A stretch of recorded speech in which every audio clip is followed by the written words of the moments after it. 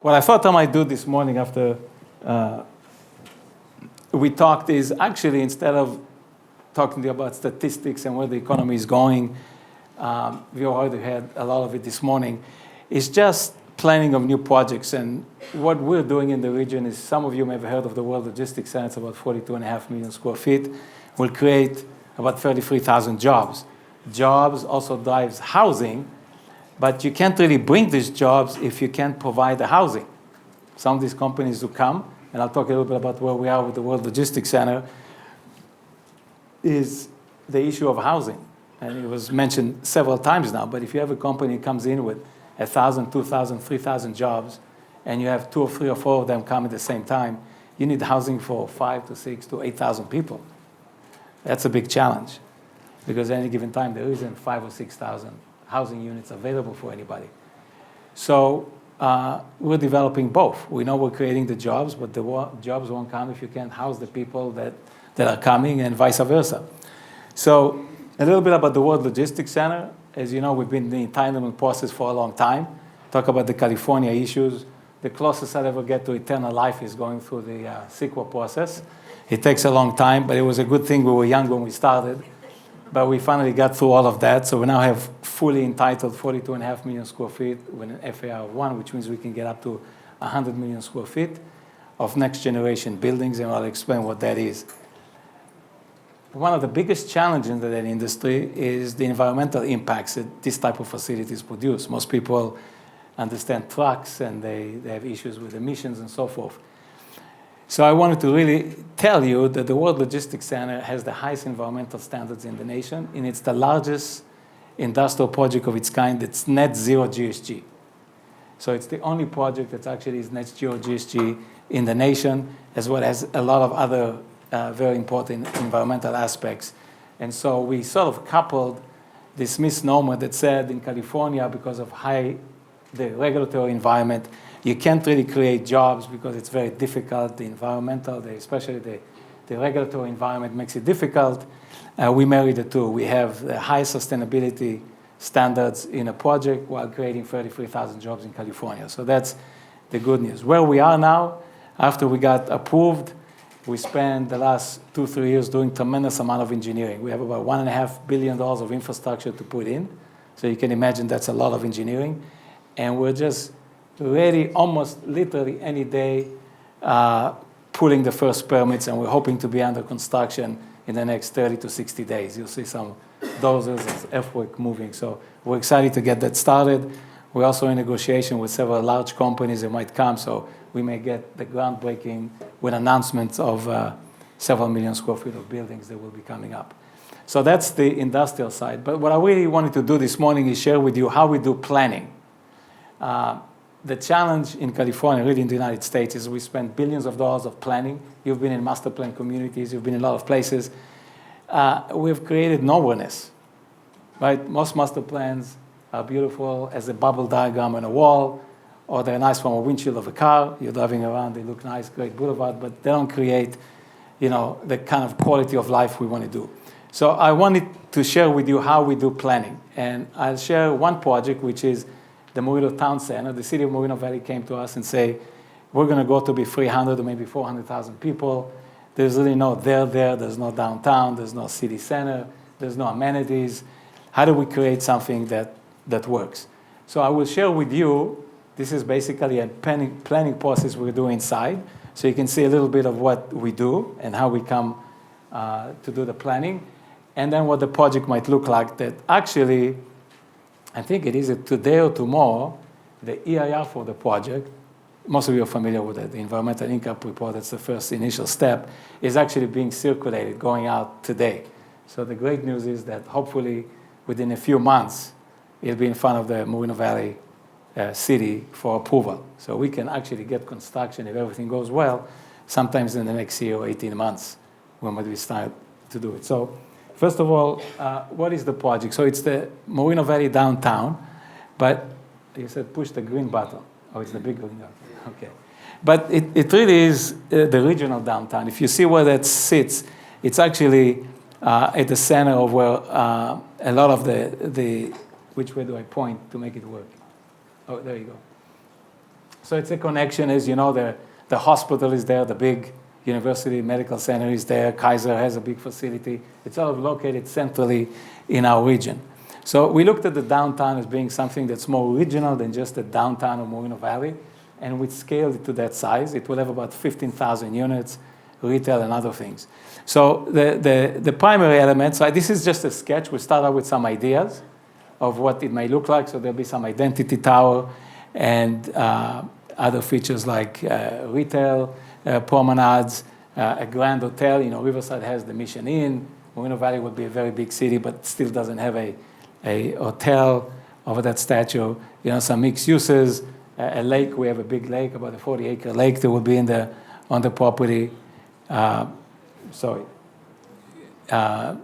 health and wellness, because it's across the hospitals, the medical campus.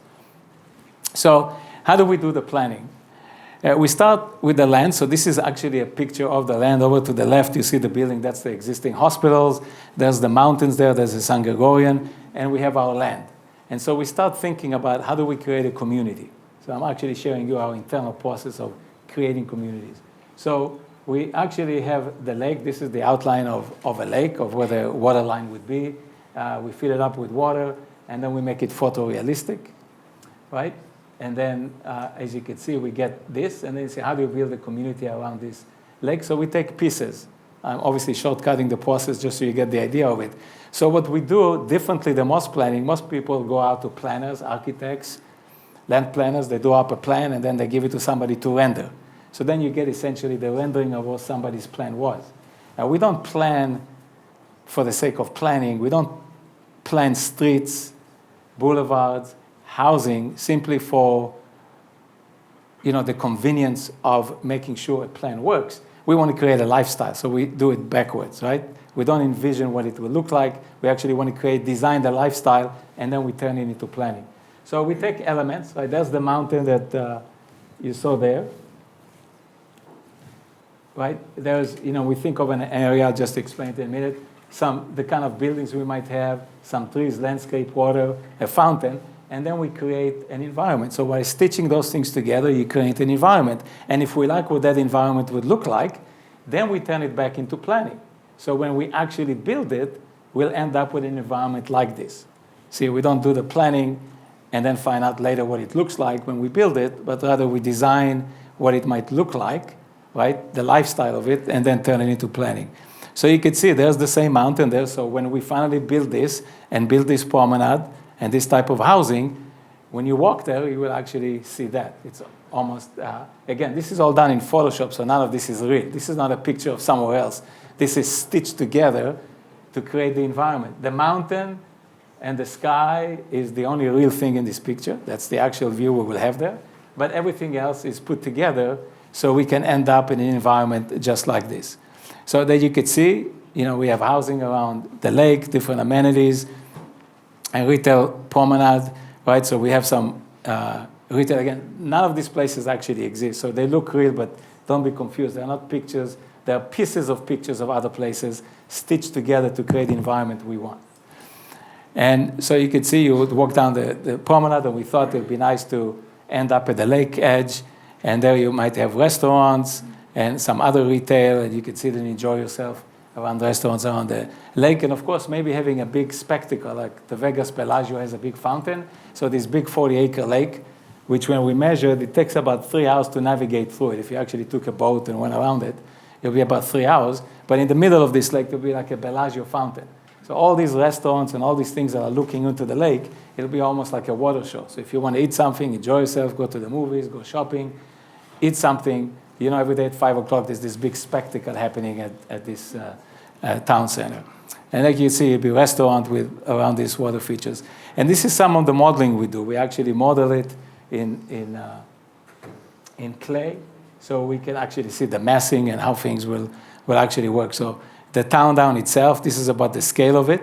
Again, these are stitched pieces of buildings to make it at the scale we might end up.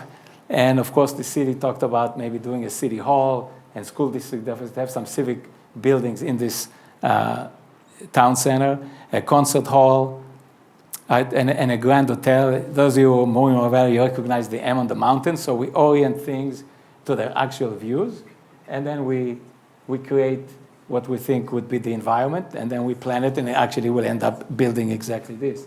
So most people don't know, but Moreno Valley actually has a history. It's called Moreno Valley Brown in Spanish, because there was a fellow by the name of Frank Brown, and he came out here in 1896, I think, and realized that the big money before oil was citrus, and he thought he can make a lot of money if he can open up fields and bring water to the Moreno Valley, which they had water. But anyway, he's the same guy who created Big Bear. His whole idea was to then bring the water down and be able to supply water, and that's how it started. I won't go through the history of Moreno Valley. There was a drought at one point. The area of Moreno Valley lost the rights to the water. It all dried up, and it basically didn't develop. But that's the history of this Frank Brown, this visionary. So we thought maybe put some statue of him so people can remember that there was actually a history to this place. Somebody actually had big dreams. And so, and this is, I won't bore you with what this is depicting, but basically build hotel that with a type of parks and gardens which are different than what we typically see in cities now, something you want to walk around, enjoy, and something we can afford. So the hotel will have different features.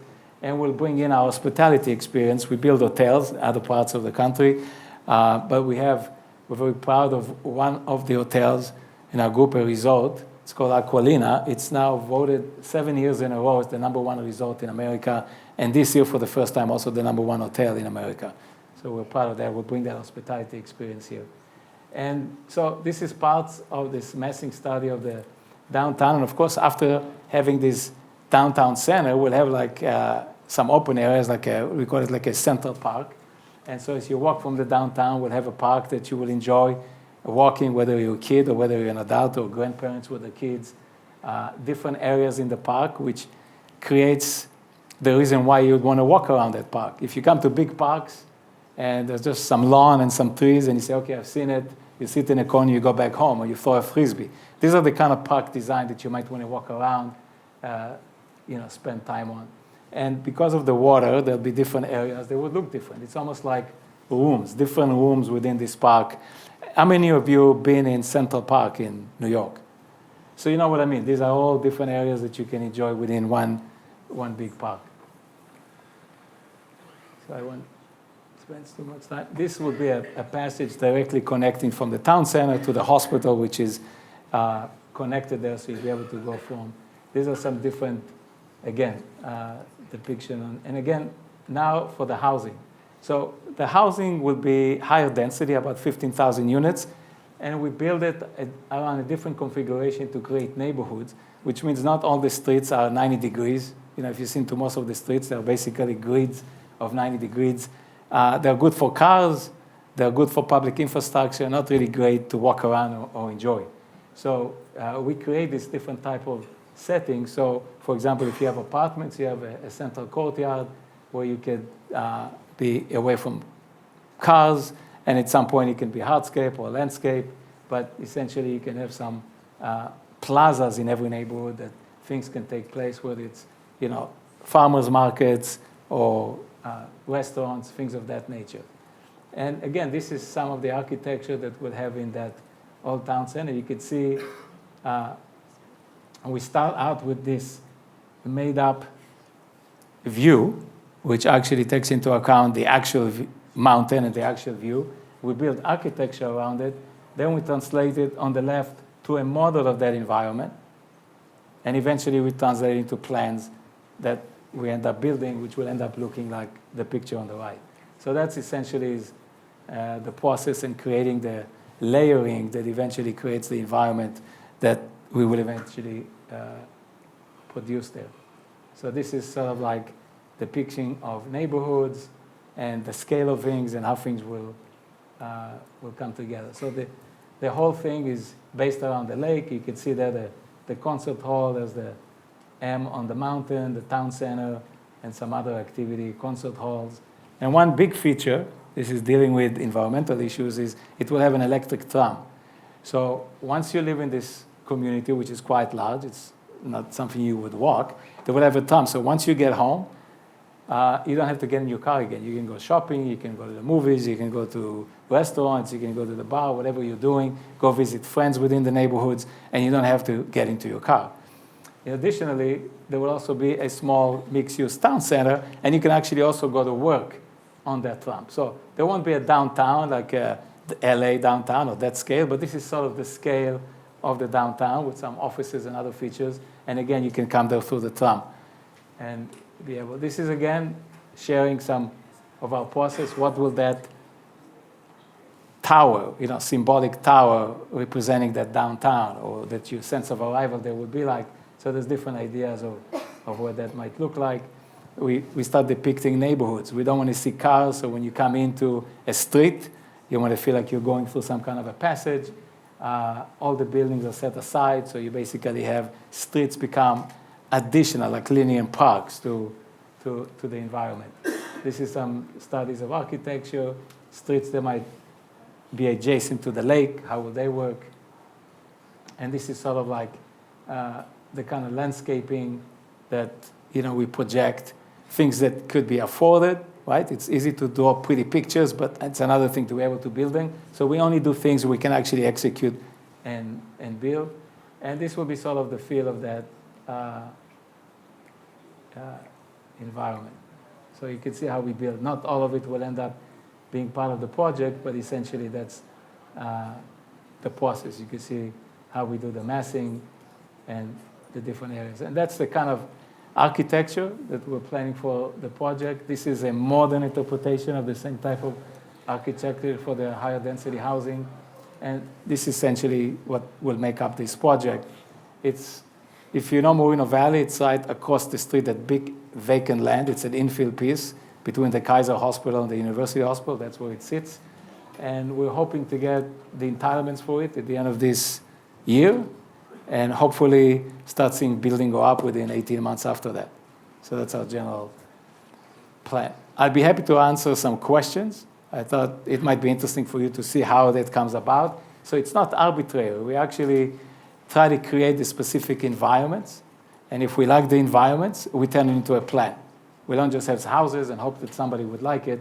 We want to make sure that the lifestyle is there. So that's the plan. And it's going to be about 2 miles from the World Logistics Center. So for those who would work in the World Logistics Center or the hospitals or generally in the area, would have a easy, close-by commute. And so that's the idea of combining the two big projects one to each other. Can you get my mic on? Iddo's not going to be able to stick around for the Q&A, I don't think. So we'll take a few questions for him now. I just want to make sure everybody heard. How many thousand units residential are you planning on? 15,000 units. I don't know about you, that gets me super, super excited. So either talk, Dana, you can talk really loud. We'll take 4 or 5 questions. Dana, go first, yell them out. Is there a timeline for the project? Yeah, so it's going through the entitlement process right now. So we're hoping to be in front of the Planning Commission, City Council, sometime late this summer, right, for the end of the year. Anybody who wants to support something like this, they'll be very welcome to come, because we always need support. This is California, always going for things. But that's the plan. I think it's something that, we'd listen to the community a lot, what people need.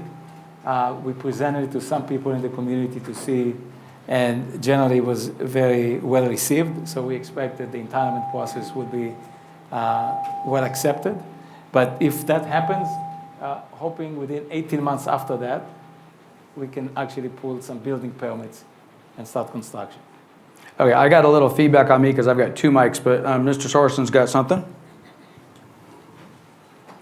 Got 1,000. Green mic, please. I've got 1,000 questions, but I'll just give you 2. So the one that just popped in my head is about the schooling. I'm just curious, how's that being addressed with the school system? And then the other question I have is this, maybe you answered this already, is this a public-private participation? In other words, are we going to be issuing, I would imagine there's got to be a hell of a lot of bonds being issued for infrastructure, which I don't have a problem with, but is that also part of the process? So let me take one question at a time. first year, schools, there'll be about, we're dealing with the school district, so there'll be anywhere from 3 to 4 schools. Not sure exactly based on demand. Yeah, they say that in the plan, there is sites for schools, and we're working with them to try to make them special schools. And my dream was always that you should build public schools that are nicer than the best private schools you can go to. So, people want to live there also because of the education you can get living in the community. So there'll be 3 to 4 schools. There are 4 sites allocated. The school district is evaluating how many exactly they would need. Because right adjacent to us, we have the Villa del Lago High School, and then we have also elementary school and a middle school. So we're surrounded already by 3 schools that are adjacent to the site, but there'll be probably 3 to 4 more schools within the site. And then my other question had to do with Yeah, with the bond. So typically, everything we've done so far, we haven't taken any public financing.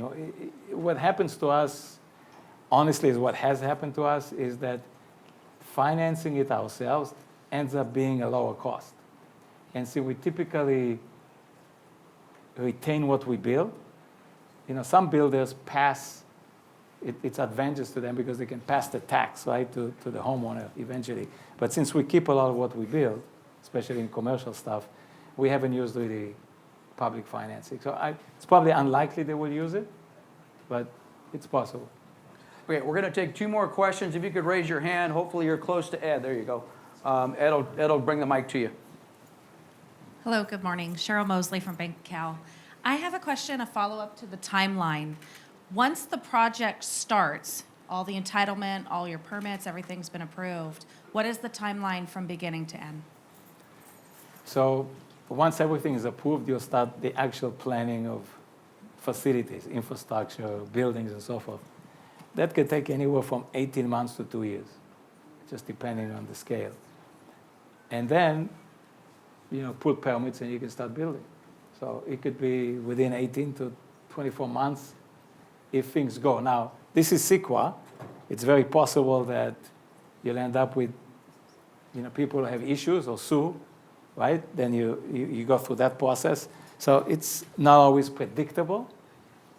But if things go well, there will be essentially if it gets delayed, it will be delayed by the number of months or years it will take to resolve it with a CEQA litigation, yeah. Okay, we'll take one more. Oh, here, Rose, what do you got? Just talk loud. So my question is, the communities or the units that you're building are actually going to be like the Glendale condo type of building units? When you say Glendale.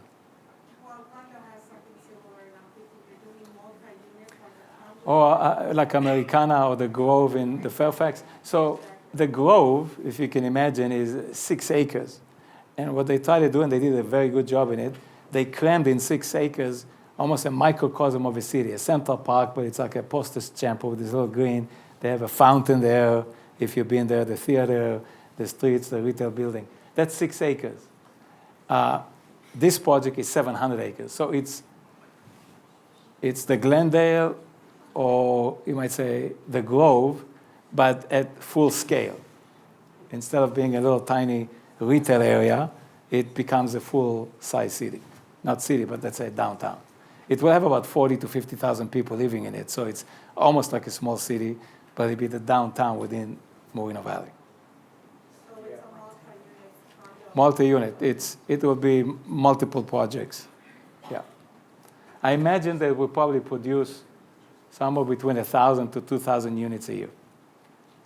A lot of it will be driven by the tenants who come into the World Logistics Center. Companies like Skechers, those of you who are familiar with it, have about 1,500 employees. Half of them live in Moreno Valley. That's 500 to 600 homes, apartments, some dwellings that just they themselves need in Moreno Valley. Imagine more and more companies. You'll need thousands of units to house everybody. So that's the goal. Okay, you got my mic on? So first of all, I just want to close with Iddo. He actually came out special. He was in Florida yesterday and called me yesterday morning and said, I'll see you tomorrow around 1 o'clock, which was today. I'm like, 1 o'clock, that's 10 o'clock. He says, yeah, but in Florida, that time change thing happened. So he changed his plans to get here. Iddo has Happy to become be a here. friend of mine. I love this man. Give him a hand. Thank you. So Thank you. thank you very much.